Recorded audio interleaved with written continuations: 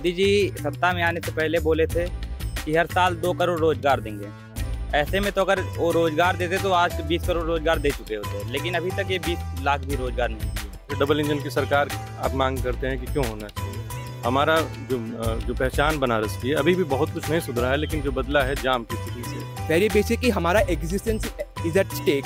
If पानी हवा साफ नहीं रहेगी तो हम कैसे जिएंगे। फिर एम्प्लॉयमेंट पॉलिटिक्स वो बहुत बाद में आती है। क्या हम काशी हिंदू विश्वविद्यालय में इसीलिए एडमिशन लिए थे कि यहाँ से ग्रेजुएट होने के बाद, यहाँ से पीएचडी होने के बाद हम पकोड़ा तलने की दुकान खोलेंगे। अभी ये लोग कहते हैं कि हम विश्वगुरु हैं किस मामले में है? तो झूठ बोलने में, जुमलेबाजी में, बेरोजगारी में विश्वगुरु है हमारा देश। जो बीजेपी के अंधभक्त है, कहते हैं जो राम को लाए हैं वो हम उन्हीं के लाएंगे, लेकिन हम भी कहते हैं जो युवा के रोजगार लाएगा, महिला की बात करेगा, युवा की न्याय लाएगा और किसानों की बात करेगा, हम भी उन्हीं को लाएंगे। वो यहीं जब अपना नॉमिनेशन फाइल कर रहे थे तो वो कह रहे थे कि यदि मैं हिंदू मुस्लिम करूंगा तो मैं सार्वजनिक जीवन में रहने लायक नहीं हूँ। तो इस हिसाब से तो उनको विड्रॉ कर लेना चाहिए।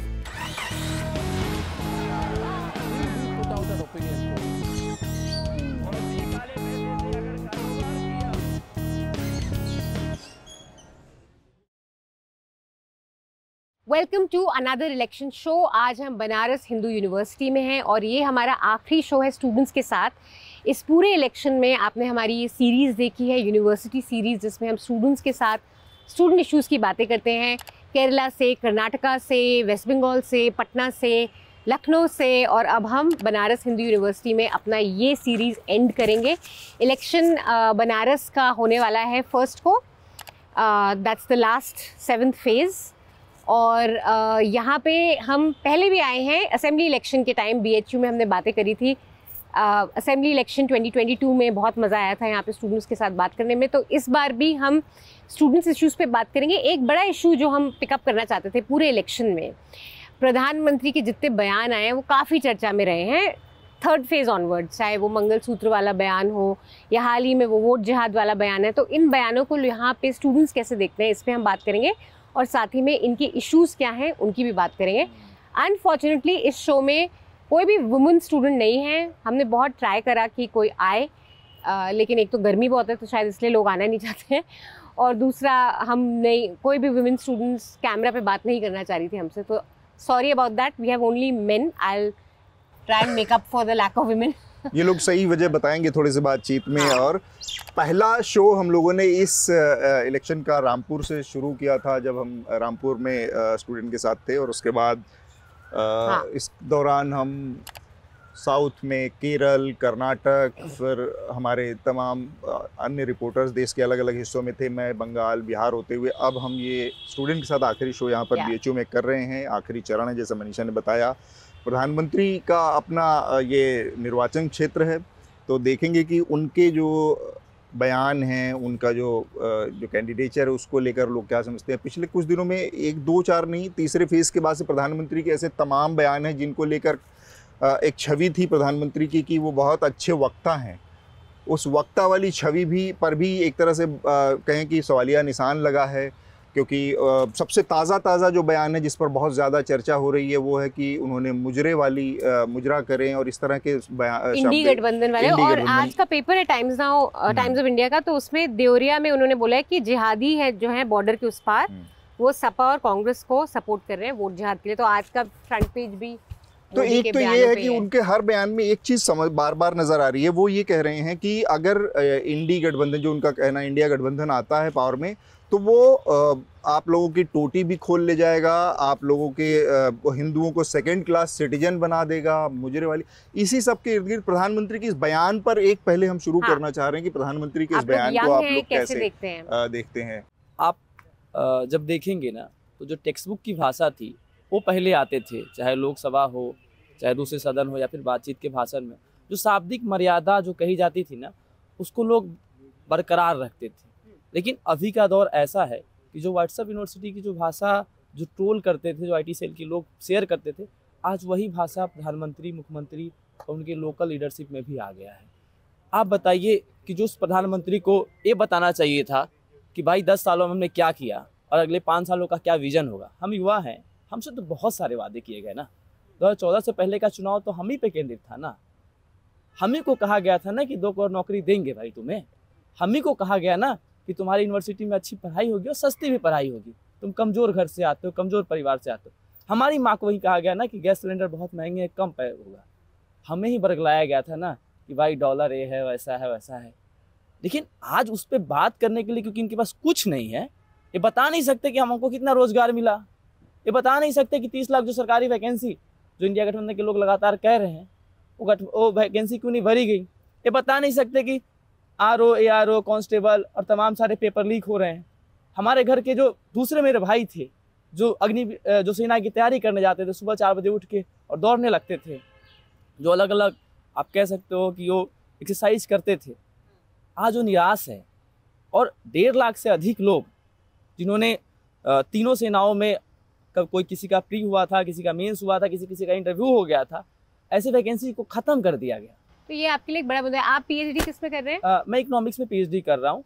और दुर्भाग्य की बात यह है कि जिस प्रकार से महंगाई बढ़ी है पिछले 14-15 सालों में, आप देखेंगे कि PhD की जो नॉन JRF फेलोशिप है वो स्थिर है।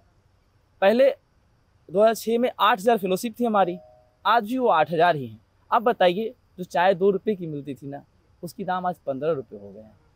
जो दुकानदारों की जो रेंट थे ना, वो पहले 5,000 थे, वो ऑन कैमरा बता रहे हैं कि वो रेंट 35,000 हो गया है। जो हॉस्टलों की फीस 800-850 थे ना, वो फीस जो है 5600 से 6,000 हो गया है। जब इतनी सारी महंगाई बढ़ गई है और फिर आप जो है लगातार फंड कट भी कर रहे हो। अभी UGC का जो फंड कट हुआ है 61%। बेरोजगारी के आंकड़े तो ऐसे है कि हम लोग डर जाते हैं कि भाई पढ़े कि नहीं पढ़े। घर वाले भी करते हैं कि भाई अब दूसरी चीज़ें देख लो कि ये मुश्किल पैदा कर रहे हैं, इसमें कुछ नहीं है। तो आप इन स्टेटमेंट से बिल्कुल प्रभावित हैं, आप कुछ बोलना चाहेंगे इस पे? बिल्कुल, छात्रों का कई समस्या इन्होंने बताया, उसमें से एक शोध का समस्या। मैं भी शोध का छात्र हूं, तो उससे मैं जूझ रहा हूं। और जैसे कि 2006 से और 2024 चला आया, उसमें शोध का वृद्धि नहीं हुआ है, स्कॉलरशिप बढ़ा नहीं, वो 8,000 का 8,000 ही है। तो वो तो बढ़ना चाहिए। और जैसे कि आज के समय में क्या है कि जो मूल है, जैसे कि आप लोग देख सकते हैं उधर खड़ी हैं प्रोक्टोरियल बोर्ड, कि छात्रों के लिए प्लेटफॉर्म नहीं है बात करने के लिए, वो अपनी बातों को रख नहीं सकते हैं। आज कोई बात होता है, एक छोटी सी बात थी, CGPA के लिए 3 दिन से बच्चे धरना बैठे हैं और कोई सुनने के लिए तैयार नहीं है और रोड उसके लिए बंद है। तो आज़ादी के पूर्व और आज़ादी के बाद जितने भी बड़े क्रांति हुए हैं, उसमें छात्रों का बहुत बड़ा भूमिका रहा है और वो लोग निभाए भी हैं।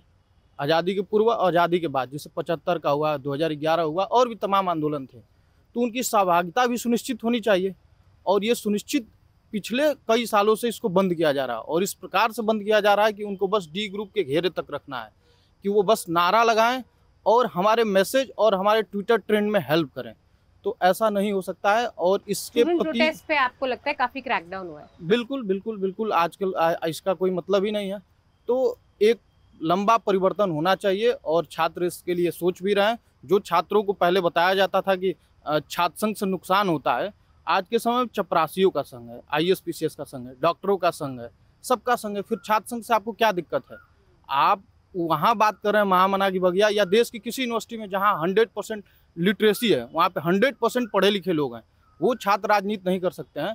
और आपको स्थिति ये आ गई है कि कई लोकसभा क्षेत्रों में नाचने गाने वालों को बुलाना पड़ता है, मुंबई से ढो के लाना पड़ता है। एक चीज ये कहा जाता है जैसे इस पे कि जो इस पर एक तर्क आता है कि आप लोग स्टूडेंट हैं, अपना पढ़ाई लिखाई कीजिए, क्योंकि सरकार बहुत सारा इन्वेस्ट करती है, अपना चुपचाप पढ़ाई लिखाई कीजिए और उसके बाद अपना नौकरी कीजिए, जॉब में जाइए, सेवा कीजिए। इसका उसको लेकर आप क्या कहेंगे? फिर इतना बड़ा सिस्टम है जहाँ 4 करोड़ लोग हर साल ग्रेजुएशन में एडमिशन लेते हैं और उसके बाद नौकरियाँ 1 लाख से कम है। हम कहाँ पढ़ाई लिखाई करके कहाँ जाएंगे? क्या करेंगे? हमारी बात रखने वाला है कौन? ये तो एक तरह से बताया जा रहा है कि आपको वंशवाद के चक्कर में लाया जाएगा। तमाम पार्टियां हैं, तमाम नेता हैं, हर पूर्वांचल में आप देखेंगे हर जाति का एक बड़ा नेता है और वो चाहता है कि मेरे ही परिवार के सभी लोग सदन में रहें। आप बड़े बड़े परिवारों का देख सकते हैं। अभी एक छोटा सा बयान आया राजभर जी का कि उन्होंने कहा कि कितना शर्मनाक बयान दिए कि अंबेडकर जी देश की रानियों का ऑपरेशन कर दिए। अंबेडकर जी देश के संविधान निर्माता हैं। हमको अब पता चला कि नहीं, वो डॉक्टर भी थे, ऑपरेशन भी करते थे। और वो कहते हैं, सीधे खुले तौर पे कहते हैं, अपने जाति को सीना ठोक के कहते हैं कि EVM से राजा पैदा होता है।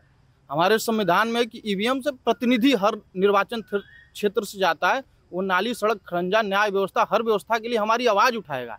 बाबा साहब भीमराव अम्बेडकर ने इसलिए संविधान बनाया कि राजतंत्र खत्म हो, लोकतंत्र स्थापित हो। उस लोकतंत्र में जनता राजा है, जनता राजा है, प्रजातंत्र है। उसमें हम सेवक चुनते हैं, सेवक या प्रतिनिधि बोले हर निर्वाचन क्षेत्र से। और अभी कुछ लोग ऐसा जाति के नाम पे वो सोचते हैं कि हम राजा चुनेंगे, राजा बनाएंगे। तो ऐसा नहीं होना चाहिए कि हम आपको समर्थन देंगे और आपको राजा बनाएंगे और आप दिल्ली रहेंगे और आपको ढूंढने के लिए हमको लालटेन लेके घूमना पड़ेगा। प्रधानमंत्री मोदी मिर्ज़ापुर में कल एक रैली की है, जनसभा की है। उसमें उन्होंने कहा कि जो कांग्रेस है और जो इंडिया गठबंधन है वो मुस्लिमों को आरक्षण देने की व्यवस्था करना चाहती है, इसलिए सरकार में आना चाहती है।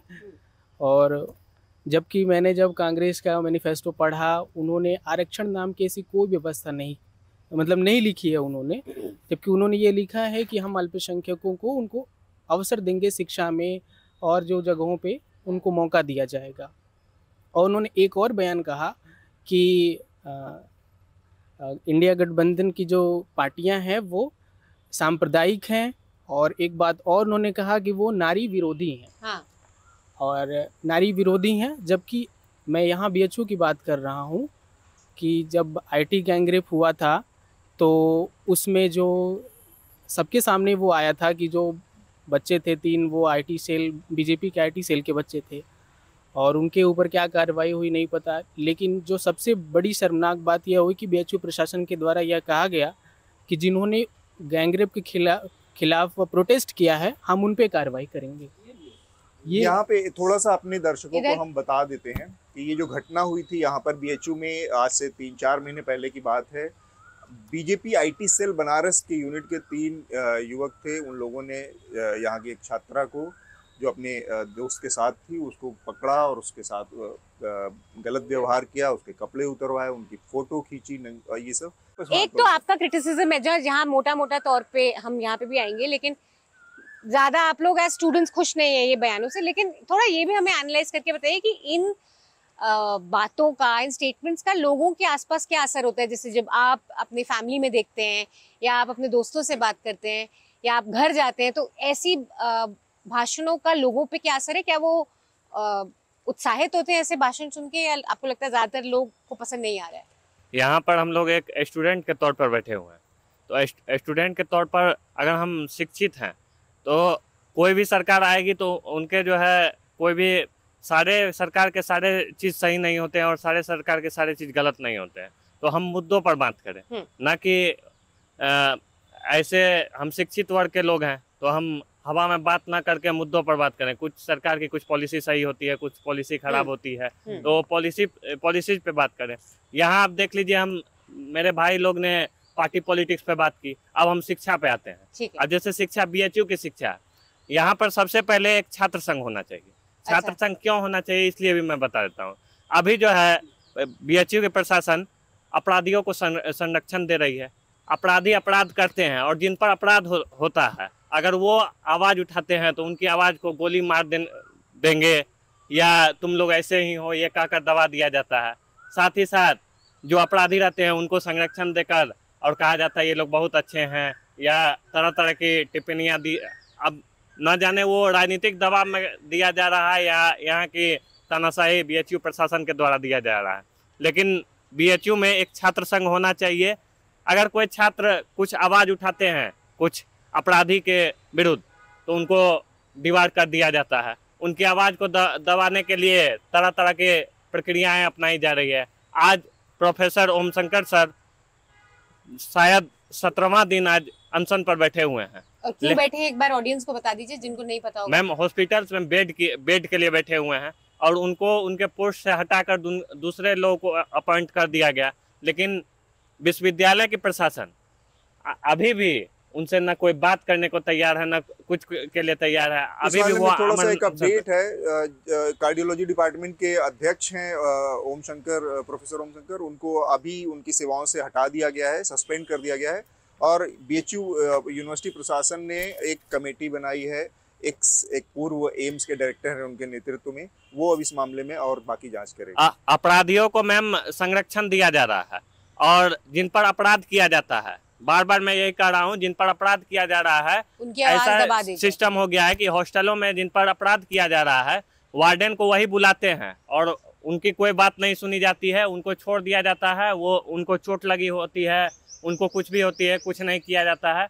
और जब प्रशासन के पास कल होके जाया जाता है या 2-4 दिन बाद जाया जाता है तो गोली मार देने की धमकियां दी जाती है और तरह तरह के झूठे वादे कर कर उनको किसी तरह प्रोत्साहित कर कर यहाँ से डिवार्ड करने की धमकियां दी जाती है और अपराधियों को संरक्षण एक देने चीज की मैं कार्य क्विकली आपसे पूछना चाहती हूँ, फिर यहाँ पे आके फिर यहाँ जाएंगे। आपने कहा कि पॉलिसी पे बात होनी चाहिए, Yes, ma'am. तो मोदी सरकार की एक पॉलिसी जो आपको लगता है अच्छी है और एक पॉलिसी जो आपको लगता है बिल्कुल ही गंदी है, एज छात्र एज अ स्टूडेंट आप? मैम कुछ पॉलिसी अच्छी है, जैसे अब मान के चले अभी जैसे नेशनल हाईवेज में जो नितिन गडकरी जी का काम रहा, NHAI में रिक्रूटमेंट रही, 15 एम्स खुले, उसमें रिक्रूटमेंट रही और बहुत सारे PSU में भी अच्छी रिक्रूटमेंट रही। ये तो आपको सही लगा? वो यस मैम, वो सराहना देना क्या चीज होगा। आपको लगेगा कि इस पे काम कुछ अच्छा नहीं मैम हुआ? जैसे अटल जी का एक ध्येय वाक्य था कि सरकारें आएंगी जाएंगी, पार्टियां बनेंगी बिगड़ेंगी, लेकिन ये देश रहना चाहिए, लोकतंत्र रहना चाहिए। तो मैं यही चाहता हूँ कि प्रधानमंत्री भले 400 पार करें, वो अच्छी बात है, लेकिन कम से कम विपक्ष भी बैठे इस देश में, क्योंकि विपक्ष के जब बात उठती है, विपक्ष के दावे उठते हैं तो सरकार भी एक अच्छे तरह से कार्य करती है।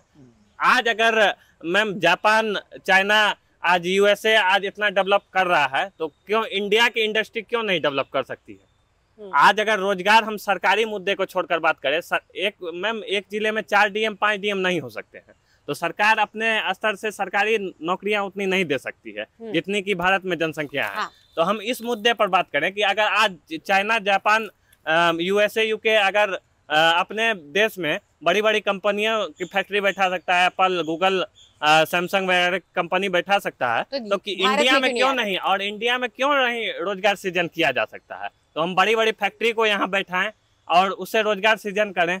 हम बस सरकारी जॉब पर आश्रित ना रहें। ये बहुत इंपॉर्टेंट बात है कि इतने जॉब्स है ही नहीं कि सरकार दे पाए, तो प्राइवेट का तो बहुत बड़ा योगदान चाहिए हमें। मेरा सबसे बड़ा मुद्दा है रोजगार। जैसे कि हम लोग यहाँ पढ़ने आते हैं सेंट्रल यूनिवर्सिटी में, हमें पहले मतलब पढ़ने के बाद हम अपना एजुकेशन कहीं पे यूटिलाइज करें, उसके लिए रोज़गार होनी सबसे ज़्यादा ज़रूरी है। अगर रोज़गार ही नहीं रहेगा तो हम अपना एजुकेशन का कुछ उसका उपयोग कोई नहीं कहीं नहीं कर सकते। मोदी जी सत्ता में आने से पहले बोले थे कि हर साल 2 करोड़ रोज़गार देंगे। ऐसे में तो अगर वो रोज़गार देते तो आज 20 करोड़ रोज़गार दे चुके होते, लेकिन अभी तक ये 20 लाख भी रोज़गार नहीं दिए। तो सबसे बड़ा मुद्दा है अभी के समय में रोज़गार। भाई ने बिल्कुल ठीक कहा कि हमें प्राइवेट सेक्टर्स में भी रोज़गार तलाशने चाहिए, और शायद प्रधानमंत्री भी यही कहना चाह रहे हैं। लेकिन एक फ़र्क समझिएगा पढ़े लिखे और अनपढ़ में। अब एक पढ़ा लिखा प्रधानमंत्री होता तो वो एक बड़ी कंपनी की बात करता, लेकिन हमारे प्रधानमंत्री किस कंपनी की बात करते हैं? पकोड़ा तलने वाली कंपनी की। ये डिफरेंस है, मतलब एक पढ़े लिखे प्रधानमंत्री में और एक अनपढ़ प्रधानमंत्री में। हमारे ये जो मौजूदा प्रधानमंत्री हैं वो कहते हैं कि पकोड़ा तलना भी एक रोज़गार है। तो क्या हम काशी हिंदू विश्वविद्यालय में इसीलिए एडमिशन लिए थे कि यहाँ से ग्रेजुएट होने के बाद, यहाँ से PhD होने के बाद हम पकोड़ा तलने की दुकान खोलेंगे? तो ये एक सबसे बड़ा मुद्दा है। अभी मेरा मानना है कि हमें एक पढ़े लिखे प्रधानमंत्री और अनपढ़ प्रधानमंत्री में, जैसे अगर आप रोजगार की बात करते हैं तो ठीक है, गवर्नमेंट जॉब नहीं आ सकते हैं एक जनसंख्या के अनुसार, लेकिन प्राइवेट सेक्टर्स में भी हम डेवलप कब करेंगे? जब हमारा प्रतिनिधि पढ़ा लिखा होगा तब तो डेवलप करेंगे। जब हमारा प्रतिनिधि जो है वो खुद ही चाय पे डिपेंडेंट है, वो खुद ही कहता है, वो कभी विकास की बात करते ही नहीं है। वो जब से आए हैं, याद कीजिए 2014 से, वो जब से आए हैं उनका रोना, चाय, सड़क, मतलब इन्हीं चीज़ों पे है, वो निम्न स्तर पे हैं। तो मेरा मानना है, और मुझे ऐसा लगता है कि सारे छात्रों का ऐसा मानना होगा कि एक पढ़ा लिखा प्रतिनिधि मिले हमें, हमारे देश को, और जो उसके राहुल गांधी एक अच्छे विकल्प हो सकते हैं। और हालांकि इस इलेक्शन जिसको मैंने पूरा कवर किया है, देखा है, ये बहुत देश के लिए लज्जा की बात है कि हमारे माननीय प्रधानमंत्री ऐसे भाषण दे रहे हैं जो कहने लायक भी नहीं बची है कि मैं उसे कह पाऊँ। और शो करते हैं जैसे नारी सशक्तिकरण, नारी सशक्तिकरण की बात करें तो आप कैमरा अगल बगल घुमा कर देख सकते हैं। यहाँ पे नारी की एडुकेशन की क्या हालत बना दी गई है, और इज्जत की तो खैर मैं बात ही नहीं करूँ। उन्हीं के सत्तारूढ़ IT सेल के यहाँ पे आते हैं बलात्कारियों, और उनका संरक्षण मिलती है और मध्य प्रदेश चुनाव में जाकर प्रचार करते हैं उन्हीं बीजेपी के लिए, लेकिन इस पर कोई कार्रवाई नहीं होती है। और हम अभी तत्कालीन बात कर रहे हैं रोजगार के लिए, तो बोलते हैं कि हमारा जो देश है अभी डेमोग्राफिक डिविडेंड है, लेकिन शर्म की बात है कि डेमोग्राफिक डिविडेंड को डेमोग्राफिक डिजास्टर में चेंज कर दिया गया है। सबसे मेन चीज होता है हमारे सोसाइटी का सोशलाइजेशन, लेकिन सोशलाइजेशन ऐसे किया जा रहा है कि अभी तक युवा रील्स पे निर्भर कर रहे हैं, और सारे रील्स उनके IT सेल ऐसे बना के भेज रहे हैं, हमारे समाज सोशोलॉजी में एक नया टॉपिक लाकर खड़ा कर दिए हैं, कम्युनलाइजेशन ऑफ पॉलिटिक्स। अभी तक हम लोग पढ़ रहे थे कम्युनलाइजेशन ऑफ सोसाइटी, लेकिन सोसाइटी को दो चीज से मूर्ख बनाया जा रहा है, एक हमारा जातिवाद हो गया और दूसरा धर्मवाद हो गया। ये भूल रहे हैं कि हमारे संविधान हमें ये अलाउ करते हैं कि we are a secular country, हमें एक साथ मिलजुल कर एक साथ जाना चाहिए, तभी हम विश्व गुरु बन सकते हैं। अभी ये लोग कहते हैं कि हम विश्व गुरु हैं किस मामले में है? तो झूठ बोलने में, जुमलेबाजी में, बेरोजगारी में विश्व गुरु है हमारा देश। सच बताऊं तो अभी प्रधानमंत्री जी को उनका कैंडिडेचर विड्रॉ कर लेना चाहिए, क्योंकि वो यहीं जब अपना नॉमिनेशन फाइल कर रहे थे तो वो कह रहे थे कि यदि मैं हिंदू मुस्लिम करूंगा तो मैं सार्वजनिक जीवन में रहने लायक नहीं हूँ, तो इस हिसाब से तो उनको विड्रॉ कर लेना चाहिए। लेकिन समझ रहे हैं कि अभी जितनी बात वो करते हैं किसी पे, तो जब ये दो तरह की बातें करते तो आप लोगों की क्या छवि बनती है उनके मन में, आप लोगों के मन में उनके लिए? अब एक शब्द आ रहा है दिमाग में, लेकिन मैं प्रयोग नहीं करूंगा। हाँ, मतलब शालीन तरीके से ही हम बात को रख पाएं। हाँ, हम मोदी जी नहीं है कि शालीन तरीके से शब्द का प्रयोग ना करें। हाँ, तो एक चीज़ मैं कहना चाहूँगा, बाकी बयान तो एक जगह है, लेकिन ये 10 साल जो बिताए हैं मोदी जी यहाँ भारत में, लेकिन जो डेवलपमेंट है ना वो गुजरात की तरफ ही क्यों शिफ्ट हो गया है? पूरा का पूरा डेवलपमेंट गुजरात की तरफ, कुछ भी शुरू होगा गुजरात से, बड़ा से बड़ा स्टेडियम बनाना है गुजरात में बना लीजिए। ऐसा फीलिंग है लोगों में कि गुजरात को सब कुछ मिल रहा है?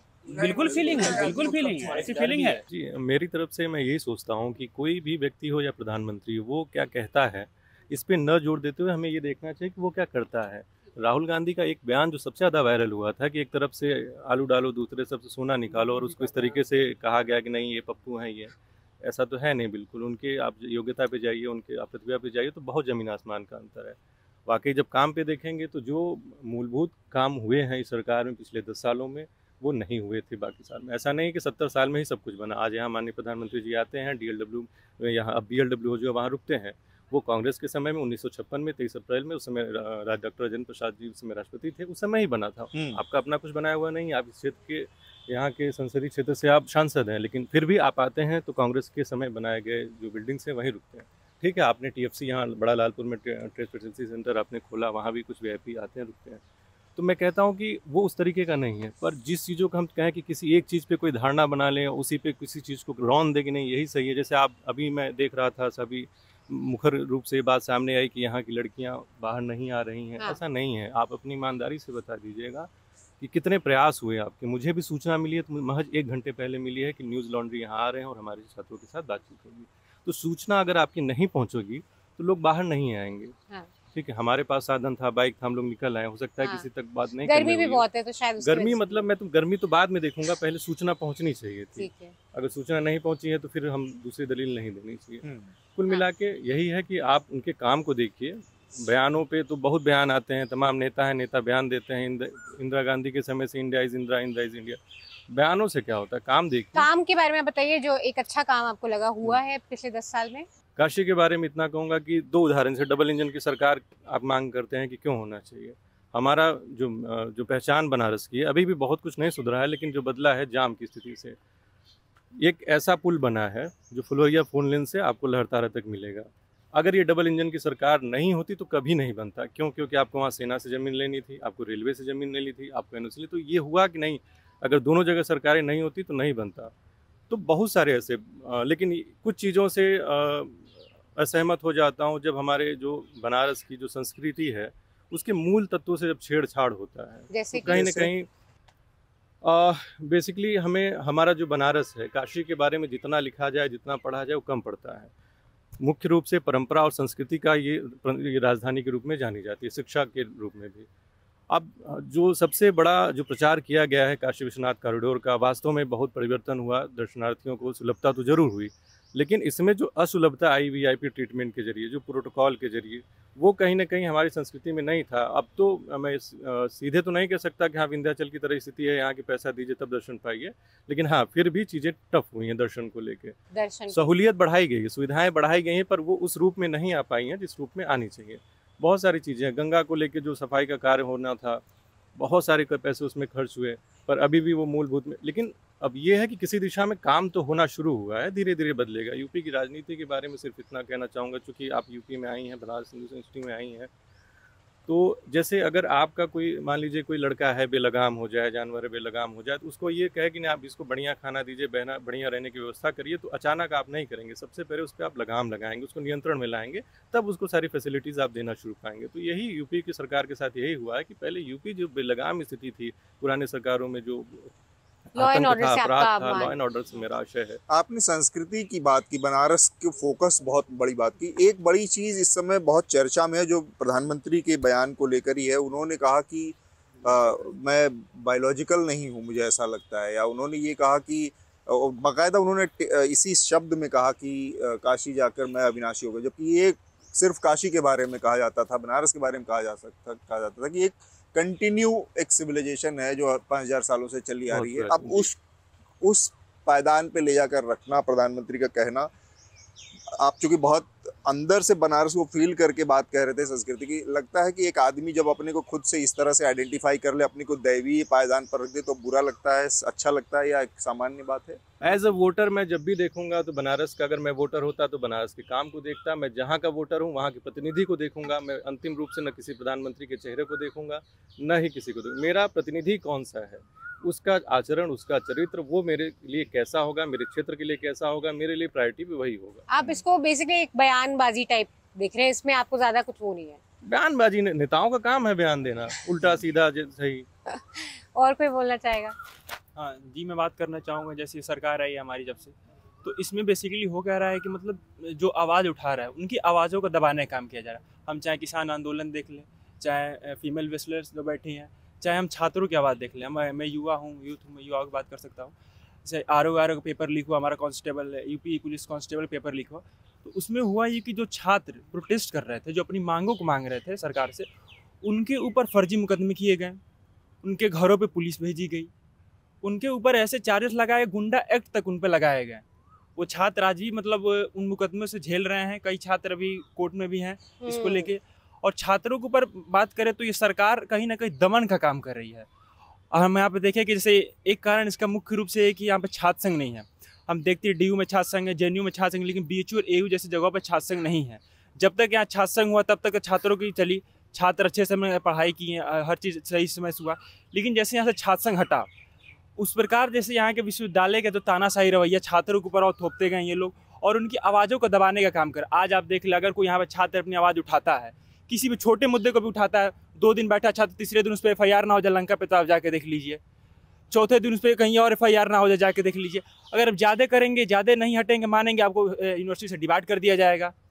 आपके घर पे अगर आप उस पर बोलेंगे तो आपके ऊपर गुंडा एक्ट लगा दिया जाएगा। तो स्टूडेंट्स का फ्रीडम एक बहुत इंपॉर्टेंट इशू सब उठा रहे हैं। और मुझे एक चीज़ लगती है कि सब PhD स्टूडेंट्स भी हैं यहाँ पे, मतलब अडल्ट्स हैं पूरे। और अगर आप लोग अपना संगठन नहीं बनाए तो कौन बनाएगा? क्योंकि आप पढ़े लिखे हैं, आप पॉलिटिक्स अच्छी तरह से समझते हैं, और एक कहीं ना कहीं स्टेट का ये थिंकिंग हो सकता है कि ये नादान है, पॉलिटिक्स ना करे, या जो भी है। लेकिन मुझे लगता है सबसे रिस्पॉन्सिबल तो आप लोग ही होंगे पॉलिटिक्स करने के लिए। जी, तो जो स्टूडेंट्स से बात करें हम, तो कुछ स्टूडेंट्स के अंदर भी आ गया है, जैसे कुछ राजनीतिक पार्टियां हैं, उनको अपने संगठन बना दे रही हैं। तो स्टूडेंट्स के अंदर भी कहीं ना कहीं एक पॉलिटिक्स आ जा रहा है कि भाई हम इस पार्टी से जुड़े हैं, चाहे इस पार्टी के लिए हैं। तो कहीं ना कहीं स्टूडेंट्स भी चाह नहीं रहे हैं कि मतलब उस चीज़ पे हम खुल के आए हैं, खुल के बोले। जो यहाँ पे सरकार है जिस BJP गवर्नमेंट की, उनके जो लीडर्स मतलब जो लीड करते हैं यूनिवर्सिटी में, जो भी उनके यूनिट है स्टूडेंट विंग, तो अभी कहीं ना कहीं इस पर अपनी चुप्पी साधे हुई है। वो खुद नहीं चाहती कि छात्र संघ यहाँ पे आए। जब छात्र संघ की बात आती है तो पीछे हट जाती है। अगर कोई धरना करे, बस धरने पे बैठे, अगर वो धरने पे बैठती हैं युवाओं के लिए, मतलब छात्रों के लिए, तो कहीं उनके सीनियर फ़ोन कर देते हैं कि नहीं आप लोग उठ जाइए, वहाँ पर क्यों बैठे हैं। तो ये कहीं ना कहीं सरकार भी नहीं चाहती कि यहाँ पे छात्र संघ आए, और ये लोग स्टूडेंट विंग भी नहीं चाहते हैं कि ऐसा कुछ हो। हाँ, क्योंकि स्टूडेंट्स पॉलिटिक्स पे फिर एक हो जाता है, वो पार्टी स्पोक्स पर्सन ही बन के रह जाते हैं, बजाय कि न्यूट्रली मुद्दे उठाएं। So many of you have like talked about employment, student politics, all good. One thing that concerns me as I'm coming from Guwahati is the situation of pollution and climate. In recent time, I have seen for first time in Guwahati temperature cross 40 degrees Celsius in a place which is highly humid region. In the rankings of air pollution, Guwahati is the second most polluted city in country in the world.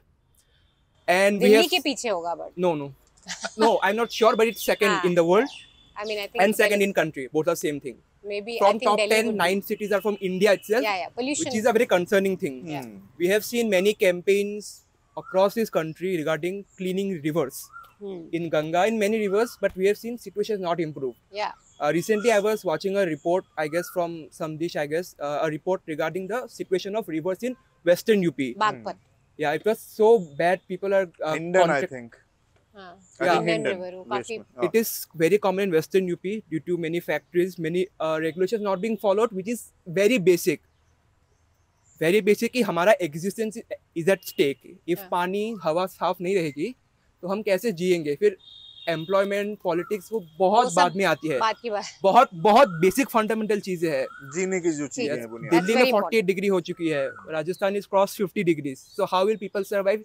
And we have seen a cyclone is, I think a cyclone is approaching from the west coast if I am not wrong, which has make situation very worse. तो वो point कोई बोलते नहीं है, even if it's the parties are very convinced that if they don't mention those words, they won't have any disadvantage. Even in their मैनिफेस्टोस गलती से एक page 1 paragraph hardly वो लिख देंगे, तो उस पर लोग भी उतना पूछते बोलते नहीं है और पार्टीज भी इसको उतना कैपिटलाइज नहीं करते, which is I think is a very big issues and जिसको वो देखना चाहिए।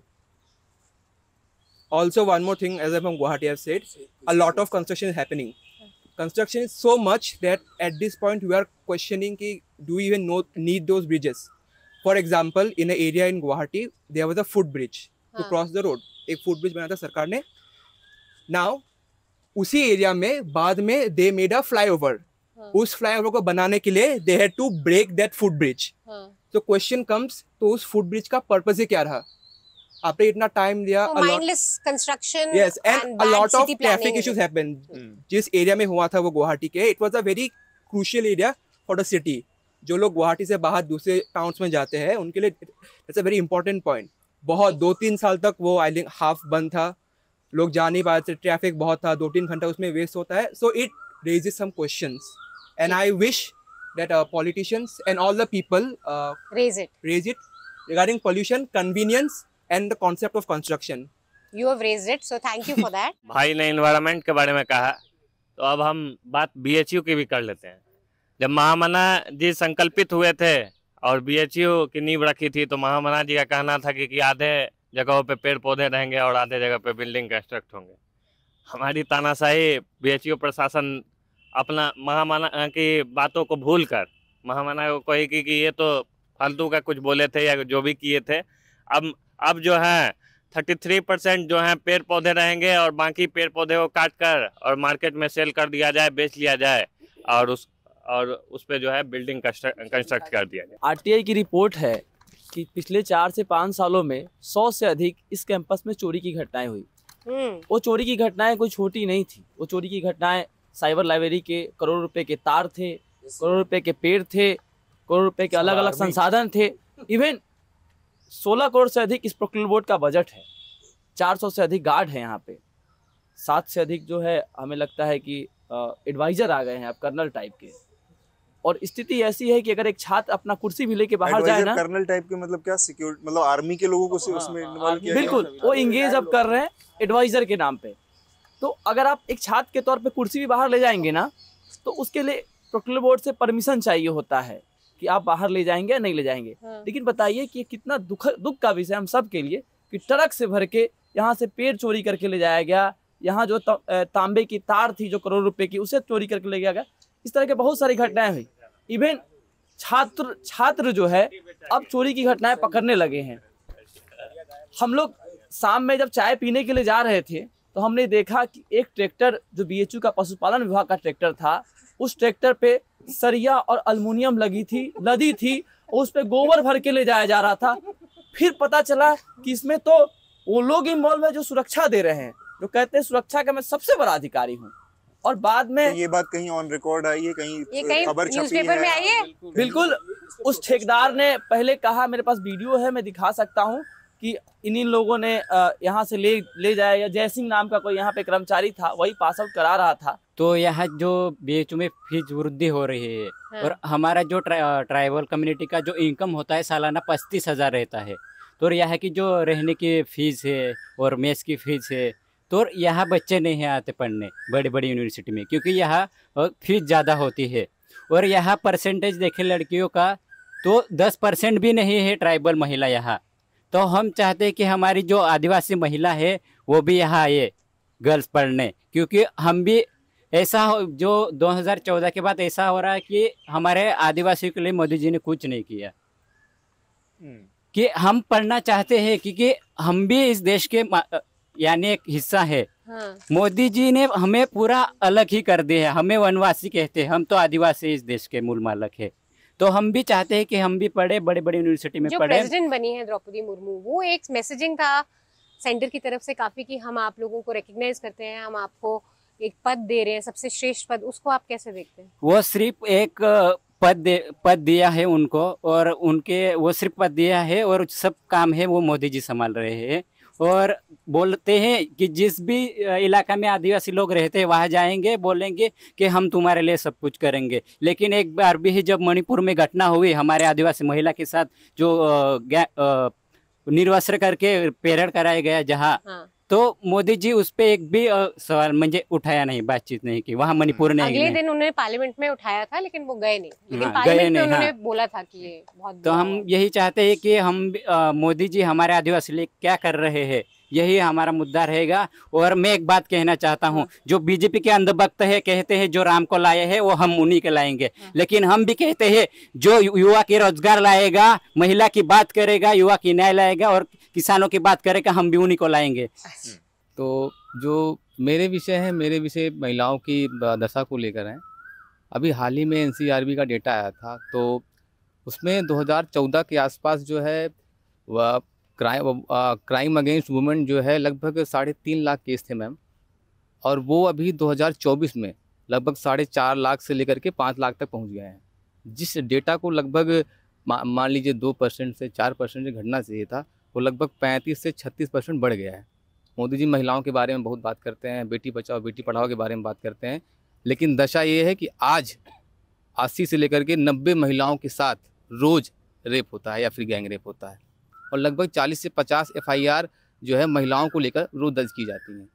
आज हमारी इस यूनिवर्सिटी में ये हालात हैं कि लगभग सारे जो वुमेन्स गर्ल्स हॉस्टल मैम हैं, वो लगभग 9 या 10 के बीच बंद हो जाते हैं शाम को। यहाँ बंद होने का कारण है कि एक समूह के लोग, मैं इस बात को बहुत मजबूती से कह रहा हूँ कि एक समूह के लोग, आप अगर इस बात को से एग्री नहीं करते, कोई भाई एग्री नहीं करते हैं, तो निकले यहाँ शाम 8-10 बजे के बाद रात में और कैंपस का एक चक्कर लगाएं। और कौन लोग पाए जाते हैं, कौन लोग होते हैं जो नशे में हर रात 10 बजे 11 बजे के बाद कैंपस में चक्कर लगाते हैं और लड़कियों के साथ छेड़खानी करते हैं, वो कौन लोग होते हैं? आपने जैसा कि बात किया भाई ने कि सितंबर-अक्टूबर के आसपास जो IIT की घटना घटी, उस घटना में क्या हुआ, कौन लोग पाए गए थे? IT सेल के लोग थे। बाकी जितने भी छात्र संगठन या फिर जो इंडिपेंडेंट छात्र भी थे, वो यही लंका गेट पे धरना कर रहे थे, आंदोलन कर रहे थे। जब उनके आंदोलन को कौन डिस्टर्ब करने गया? इनके बगल बच्चा पार्टी कह दीजिए या इनका जो छोटा छात्र संगठन कह दीजिए, ये जानबूझकर क्यों गए वहाँ पे इंटरप्ट करने? उन्हें इंटरप्ट करने के बाद इनकी बगल बच्चा पार्टी जो है, जो इस कैंपस में बहुत ज़्यादा एक्टिव है, क्योंकि अभी सत्ता में है, इन्हें जो मन में आता है वो करते हैं ये, तो वो जाते हैं और वो वैसे छात्रों पे जो कि उस बच्ची के लिए धरने पे बैठे थे, उन पे SC ST जैसे एक्ट जैसे मुकदमे करवाते हैं, और 354B उल्टे छेड़खानी का मुकदमा 8 धाराओं में मुकदमे उन 18 लोगों पर कराया जाता है जो कि उस प्रोटेस्ट में बैठे थे। कौन कराता है ये? तो ये इसके पीछे सारे सत्ता की खेल है, ये पूर्ण रूप से सत्ता का दुरुपयोग है। कुल मिला के यही कहना है कि हम किसी भी चीज़ पे जो एक धारणा बना लेते हैं, जैसे अभी बात हो रही थी छात्रों की, कि छात्रों के ऊपर मुकदमा हो जाता है, छात्रों की हो जाता है, BHU के छात्र ऐसे, BHU के छात्र वैसे, बाहर भी यही छवि चली जाती है कि एक घटना हो जाए तो कि BHU ऐसा है, BHU ऐसा है। दरअसल होता नहीं है ऐसा। BHU की अगर संख्या माना अगर 30,000 छात्र हैं यहाँ, तो ऐसे कितने छात्र हैं जो इन सब गतिविधियों में इन्वॉल्व होते हैं, उनकी संख्या कितनी है? 2, 4, 8, 10 ऐसे लोग हैं जो बराबर इस तरीके के कृत्य करते हैं और पूरी छवि BHU के छात्रों की बनती है। रही बात लड़कियों की, अभी स्वतंत्रता की बात हो रही थी, 8 बजे, 9 बजे, 10 बजे, या प्रोक्टोरियल बोर्ड की बात हो, यहाँ की सुरक्षा की बात हो, तो BHU की सुरक्षा के सामने बहुत चुनौतियाँ हैं। आप अगर BHU क्लोज कैंपस होता तो एक बार को ये होता कि हाँ, यहाँ की सुरक्षा जो जिम्मेदारी है नहीं निभा पा रहे। अभी यहाँ इतनी जो इसकी जो कमियां हैं कहाँ कहाँ, एक ओपन कैंपस होने के नाते हॉस्पिटल है, विश्वनाथ मंदिर है, परिसर में है, तो बाउंड्री के बाहर जितने अगल बगल के गांव हैं, शहरी क्षेत्र हैं, या जो लोग भी आते हैं, दर्शनार्थी आ गए, हॉस्पिटल वाले आ गए, तो BHU के इस छोर से अगर कोई हॉस्पिटल आ जाता है तो जो हॉस्पिटल में मरीज भर्ती है तो परिवार का जो सदस्य हो जाता है मंदिर में विनती करता है, या दर्शन ठीक हो गया, इलाज बढ़िया हो गया, चलो दर्शन करके तब जाएं। तो ये तो एक बीच सेंटर्ड में वहाँ आपका विश्वनाथ जी का मंदिर है, बिरला टेम्पल, और दूसरा यहाँ हॉस्पिटल। तो आप सिर्फ यहाँ पे जो जिन लोगों का नाम लिया गया कि IIT में जो घटना हुई इसके लिए 3 जिम्मेदार थे, वो छात्र नहीं थे BHU के, बाहरी थे। तो बाहरियों से BHU को बचाना एक बड़ी चुनौती है। रही बात यहाँ की सुरक्षा व्यवस्था की जिम्मेदारी जो प्रोक्टोरियल बोर्ड पे है, इन पे है, इनके पास दायित्व तो है, शक्तियाँ नहीं है। अगर किसी गार्ड को यहाँ बैठे किसी व्यक्ति ने जो थोड़ा मनबड़ है, मैं नहीं कह रहा हूँ यहाँ कोई होगा जरूर, ऐसा नहीं कह रहा हूँ, मगर अगर कोई ऐसा है जो मनबड़ है, गार्ड को मार दे, पीट दे, गार्ड के ऊपर ही मुकदमा कर दे, वो लड़ाई व्यक्तिगत गार्ड अपने कोर्ट में जाएगा, खुद लड़ेगा, उसकी सुरक्षा कोई नहीं करने आएगा। तो कहीं ना कहीं गार्ड्स भी बचते हैं कि हम समूह में रहें तब तो हम कुछ कर पाएं, अकेले हम कुछ नहीं करेंगे। दूसरी बात कि यहाँ कोई धरना दे रहा है, कुछ कर रहा है, मैं नहीं कह रहा हूँ कि छात्र ही गलत है, छात्रों की मांग यहाँ नहीं मानी जाती। कई बार ऐसा होता है कि भाई ऊपर बैठे हैं अधिकारी, चाहे सेंट्रल ऑफिस में नियम बना दिए, क्लॉज बना दिए, बैठे बैठे हाँ ये विश्वविद्यालय के हित कहाँ से होगा, छात्रों का हित कहाँ से होगा, ये नहीं सोच में आता ना। तो छात्रों का हित कहाँ से होगा, इसके लिए छात्र संगठन चाहिए या छात्रों का प्रतिनिधित्व चाहिए, ये नहीं है यहाँ। विश्वविद्यालय का अपना एक लीगल सेल है जो लॉ ऑफिसर चलाते हैं। किसी भी प्रकार की किसी कर्मचारी के साथ दुर्व्यवहार होता है तो यहाँ का लीगल सेल जो है अपने पैसे से जो है हाई कोर्ट तक की केस लड़ता है। हमारे पास एग्जाम्पल है, रोहिना सिंह पे मर्डर के चार्जर लगे, जो समय चीफ डॉक्टर थी, और उसको जो है विश्वविद्यालय प्रशासन ने लाखों रुपए के वकील हायर करके इलाहाबाद हाई कोर्ट में उसको लड़ा। प्रोफेसर के लिए तो लड़ सकता है, लेकिन गार्ड के लिए गार्ड के लिए कौन लड़ेगा? गार्ड स्टाफ चाहे जो भी हो, उसके लिए विश्वविद्यालय का लीगल सेल है, लॉ ऑफिसर है और वो लड़ता है। ठीक बात। क्या उसे कोर्ट में नहीं जाना होगा? नॉन अवेलेबल वारंट जारी हुआ था रोहिना सिंह के खिलाफ, क्योंकि कोर्ट में नहीं पहुंच पाई थी। मैं उस चीजों को कह रहा हूँ कि जाना उनको खुद है, लड़ना उनको खुद है। कोर्ट उनके लिए जो वकील है, पैसा मिल जाए, उनको पैसा ना भी मिले तो भी लड़ लेंगे, उनको सहूलियत मिल जाती है, सुविधाएं मिल जाती है। एक बहुत बड़ा मुद्दा जो यहाँ सबने उठाया, जिसपे सब अग्री कर रहे हैं कि एक रिप्रेजेंटेशन होनी चाहिए स्टूडेंट्स की, और ये नहीं है यहाँ पे न्यूट्रल वे में जो छात्रों की बातें उठा सके, तो ये एक बहुत इशू सबने बोला है। Thank you for watching this show. काफ़ी सारे मुद्दे निकल के आए हैं, I hope you enjoyed watching that. ये हमारी यूनिवर्सिटी सीरीज़ का लास्ट शो है। Thank you for watching all the shows. I think university series बहुत लोगों को पसंद आई है, क्योंकि बेस्ट चीज़ होती है छात्रों से बात करने में कि वो अपने मुद्दे अभी भी रखते हैं विदाउट टू मच पोलिटिसाइजेशन। चाहे आप किसी को पार्टी को सपोर्ट करें ना करें, लेकिन अपने मुद्दे बाहर जो आपको कंसर्न करते हैं वो आप एक न्यूट्रल वे में रख पाते हैं, तो हमेशा रिफ्रेशिंग होता है स्टूडेंट्स को सुनना। इस पूरे जो हमारी यात्रा थी पिछले 2 महीनों की इलेक्शन के दौरान, इसको हम 4 तारीख को जब नतीजे आएंगे उस दिन समाप्त होगा हमारा final news laundry the news minute का ये पूरा इलेक्शन का सफ़र। उस दिन आपको हमारे यूट्यूब चैनल पर फाइनल जो रिजल्ट होगा उसके बारे में एनालिसिस मिलेगी, और बहुत विस्तार से, बहुत व्यापक रूप से उसको कवर करने की हमारी योजना है। तो 4 तारीख को आप हमारे तमाम जो यूट्यूब चैनल है, news laundry Hindi, news laundry का अंग्रेज़ी का YouTube channel plus the news minute का, उन सब जगहों पर आप हमारे रिजल्ट को देख सकते हैं।